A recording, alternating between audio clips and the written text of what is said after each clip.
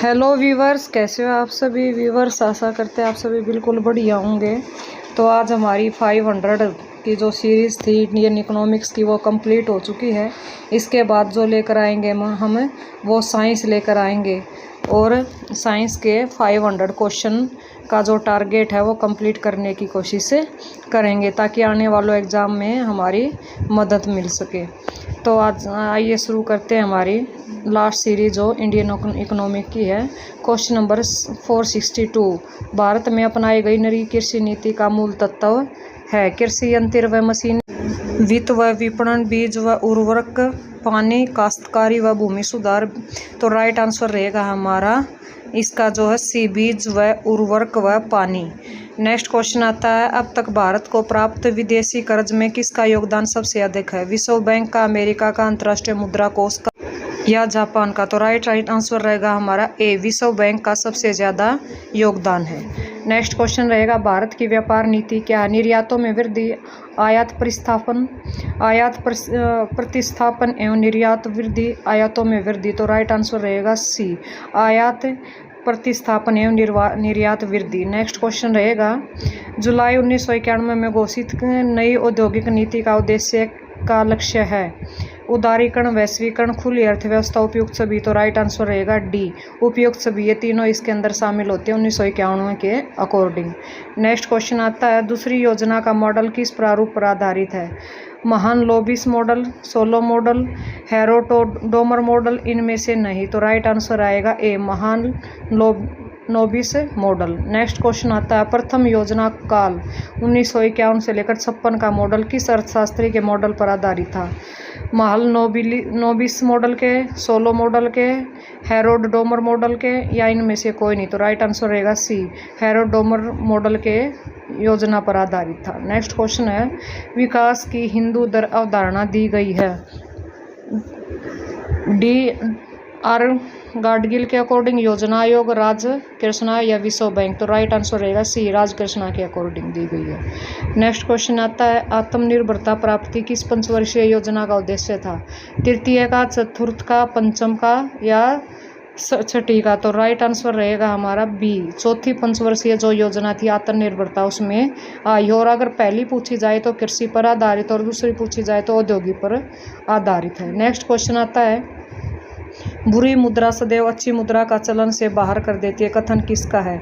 Gresham का, JMVS का, Robinson का, रेने एवं फे का? तो राइट आंसर रहेगा ए, ग्रेसम का यह अवधारणा है। नेक्स्ट क्वेश्चन है, महात्मा गांधी राष्ट्रीय ग्रामीण रोजगार योजना में मजदूरी की दर तय की गई कृषि श्रमिक खेती मजदूर के बराबर, या 40 रुपये कारखाना श्रमिक के बराबर, या 10 किलोग्राम अनाज प्रतिदिन?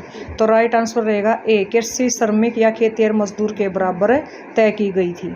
नेक्स्ट क्वेश्चन आता है, विश्व बैंक के अनुसार विश्व का सबसे कर्जदार देश है?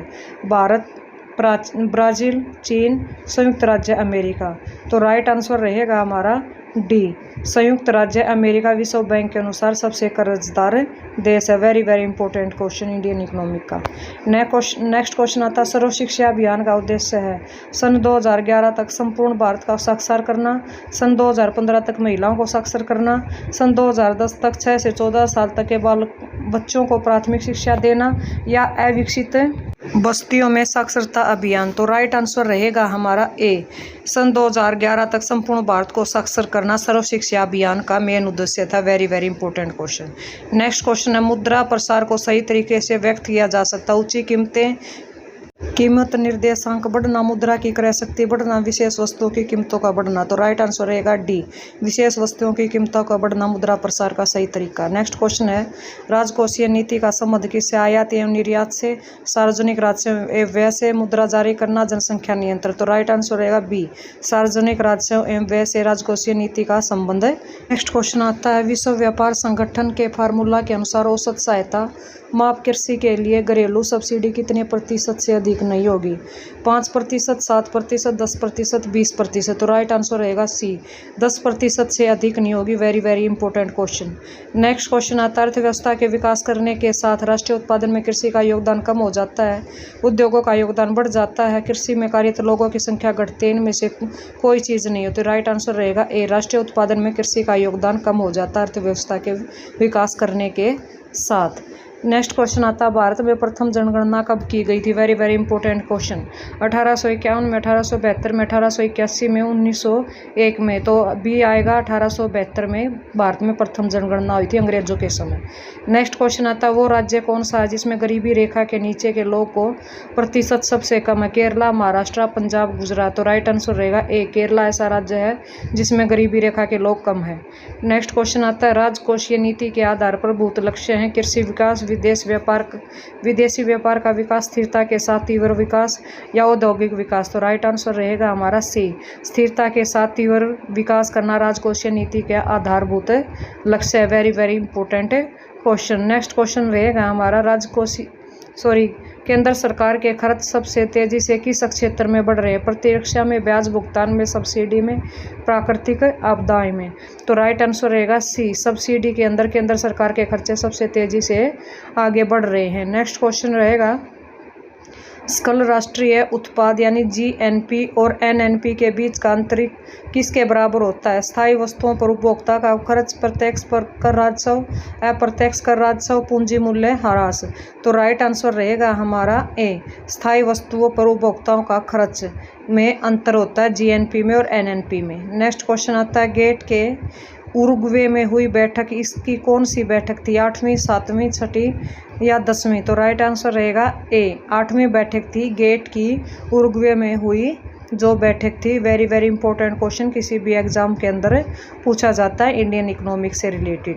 नेक्स्ट क्वेश्चन आता है भारत में जनसंख्या वृद्धि के मामले में किस वर्ष का भारी अंतर का वर्ष माना जाता है। 1921, 1947, 1951।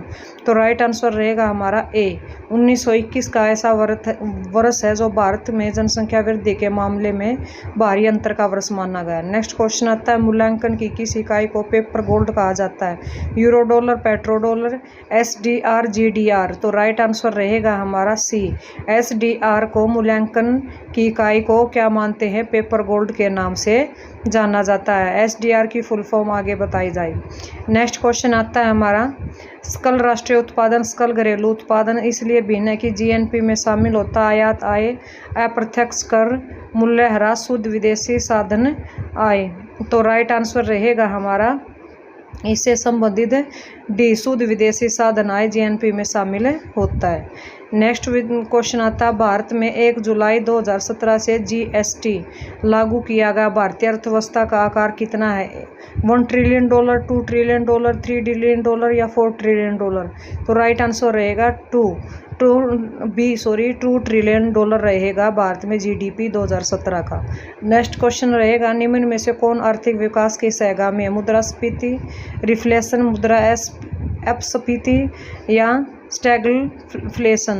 तो राइट आंसर रहेगा हमारा ये मुद्रास्फीति जो है आर्थिक विकास का सहगामी है। नेक्स्ट क्वेश्चन रहेगा हमारा वैद्यनाथ समिति का संबंध इनमें से किससे है। आर्थिक संरचना से, मुद्रास्फीति से, वित्त निगम से, उधार देने वाले निकाय, ग्रामीण सहकारी से। तो या ग्रामीण सहकारी निकाय से। तो राइट आंसर डी रहेगा हमारा उधार देने वाली ग्रामीण सहकारी निकाय से वैद्यनाथ समिति का संबंध है।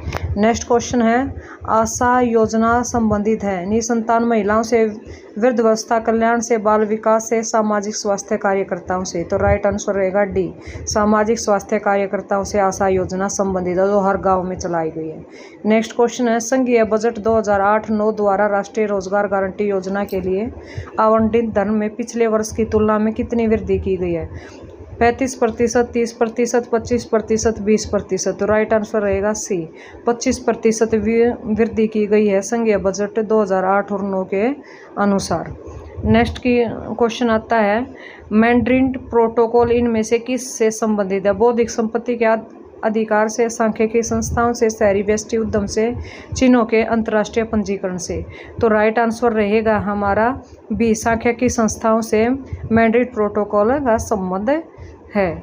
नेक्स्ट क्वेश्चन आता है हमारा आरबीआई ने वर्ष 2010 के मध्य की 11% से अधिक मुद्रास्फीति दर के लिए किस कारक को जिम्मेदार बताया है? आय में वृद्धि, खाद्यान्नों में कमी, कच्चे तेल की बढ़ती कीमत, उपयुक्त सभी। तो राइट आंसर रहेगा डी, उपयुक्त सभी को आरबीआई ने 2010 के मध्य 11% अधिक मुद्रास्फीति के लिए जिम्मेवार बताया है।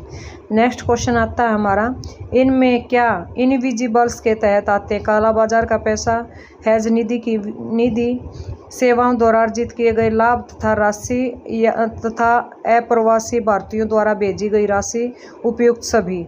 तो राइट आंसर आएगा सी, सेवाओं द्वारा अर्जित की गई लाभ तथा अप्रवासी भारतीयों द्वारा भेजी गई राशि को इनविजिबल के तहत आते हैं। नेक्स्ट क्वेश्चन है, निम्न में से कौन सा कथन भारतीय शेयर बाजार के विश्वबंधन सिद्धांत के बारे में सत्य है?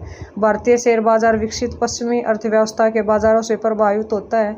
भारतीय शेयर बाजार पश्चिमी बाजारों के प्रति उदासीन है। वैश्वीकरण ने भारतीय शेयर बाजार को पश्चिमी बाजारों से जोड़ दिया। इनमें से कोई नहीं। तो राइट आंसर रहेगा बी, भारतीय शेयर बाजार पश्चिमी बाजारों के प्रति उदासीन है। ये विश्व सिद्धांत के बारे में सत्य है भारतीय शेयर बाजार के अकॉर्डिंग। नेक्स्ट जो क्वेश्चन रहेगा हमारा, very important question Indian economics का। जनगणना 2011 के अनुसार वर्तमान में इंडिया की साक्षरता दर निम्न में से कितनी है? 66.8%, 69.11%, 74.4%, 78.18%। तो राइट आंसर रहेगा सी, 74.4% है जनगणना 2011 के अनुसार वर्तमान की जो इंडिया साक्षरता दर है। नेक्स्ट क्वेश्चन आता है, वर्तमान में विश्व में सर्विसेज या सेवा के निर्यात में भारत का योगदान है 2.3%, 2.7%, 3%, 4%। तो राइट आंसर रहेगा ए, 2.3% वर्तमान में विश्व की सेवा के निर्यात में भारत का योगदान है। नेक्स्ट क्वेश्चन है, इनमें से किस राज्य ने ई मित्र कार्यक्रम की शुरुआत की? आंध्र प्रदेश ने, राजस्थान ने, मध्य प्रदेश ने, हिमाचल ने। तो राइट आंसर रहेगा बी, राजस्थान ने ई मित्र कार्यक्रम की शुरुआत की है। वेरी इंपॉर्टेंट क्वेश्चन रहेगा करंट का भी। नेक्स्ट क्वेश्चन है, निम्न में से कौन थ्योरम ऑफ इम्पॉसिबल ट्रिनिटी के 3 अंगों में से एक नहीं है? स्वतंत्रता, मुद्रा नीति, मुक्त खुली अर्थव्यवस्था, स्थिर विनिमय दर या लचीली विनिमय दर। तो राइट आंसर रहेगा डी, लचीली विनिमय दर है जो थ्योरम ऑफ इम्पॉसिबिलिटी ट्रिनिटी के 3 अंगों में नहीं है, बाकी तीनों के तीनों ट्रिनिटी के अंगों के अंदर शामिल है। नेक्स्ट क्वेश्चन है जो हमारा लास्ट क्वेश्चन रहेगा 500 के टारगेट का इंडियन इकोनॉमी का। द वेल्थ ऑफ नेशन पुस्तक के लेखक कौन है? Adam Smith, Karl Marx, John Maynard या इनमें से कोई नहीं। तो राइट आंसर रहेगा हमारा ए, एडम स्मिथ जी हैं वो द वेल्थ ऑफ नेशन पुस्तक के लेखक हैं। थैंक यू व्यूवर्स, ये हमारे 500 क्वेश्चन का जो टारगेट है आज कंप्लीट हो गया है। इसके बाद नेक्स्ट सीरीज साइंस की स्टार्ट होगी। तो आशा करते हैं आपको हमारे ये जो क्वेश्चनों की सीरीज़ है ये पसंद आती होंगी और आप हमारे हौसला ज़रूर बढ़ा रहे हैं। धन्यवाद, मिलते रहेंगे आप सभी को ऐसे ही नॉलेजेबल वीडियो के साथ।